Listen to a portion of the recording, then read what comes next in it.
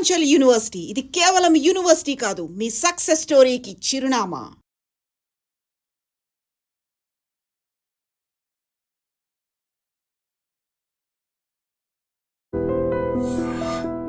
Family. Because Dawood is a very woman man, and he had affairs with a lot of women, and yeah.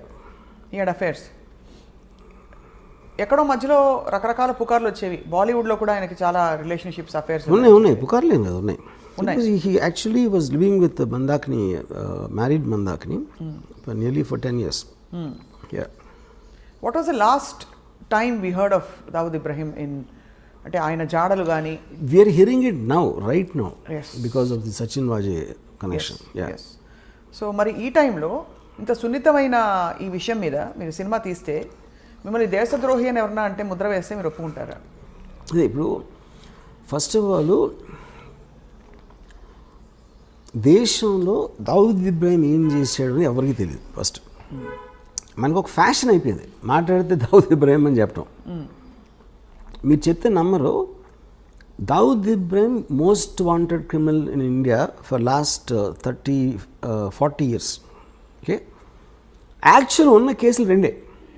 What are the two cases? ఒకటేమో సమద్ ఖాన్ అని ఒక murder జరిగింది.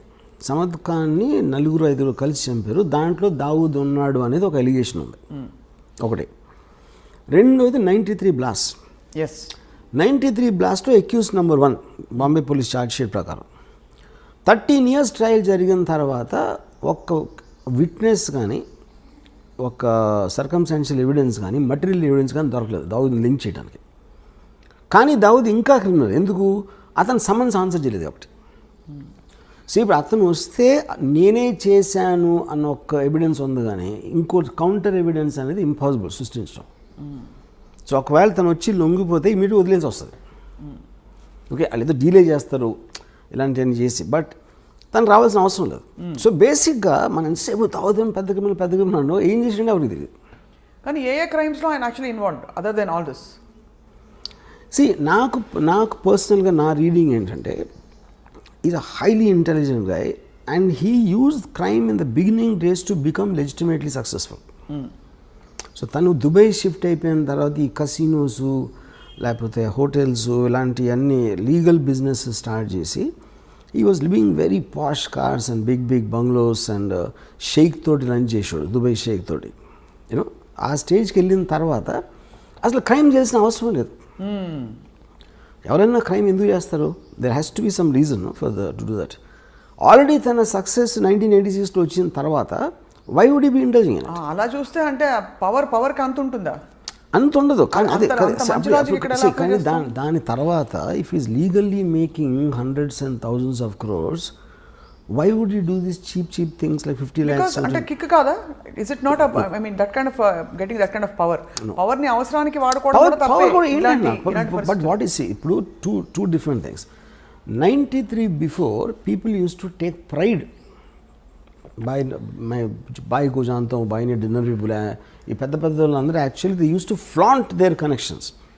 Because అప్పుడు underworld ఏంటంటే it was more like a ఒక flamboyant thing. గొడవైనా internal gang warfare అలా ఉండేది, కానీ జనాలు బయట మీదకి వచ్చారు కదా. ఇప్పుడు 93లో టెర్రరిస్ట్ యాంగిల్ జరిగింది.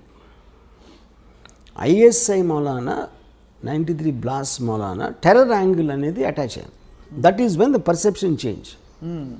కానీ ఆ పర్సెప్షన్ ఎందుకు వచ్చింది? Because the police have charge him, which they can't prove till today. Except for that we never heard of him in any case.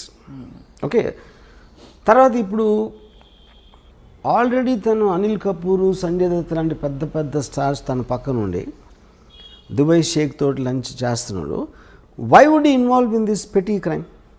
దాని మూలానే మీకు ఆ పవర్ ఎక్కువ. కానీ ఎవరికో ఫోన్ చేసి 50 లక్షలు 1 కోటి రూపాయలు అని బెదిరించి చేసేది దానికన్నా అదే ఎక్కువ, ఇది ఎక్కువ.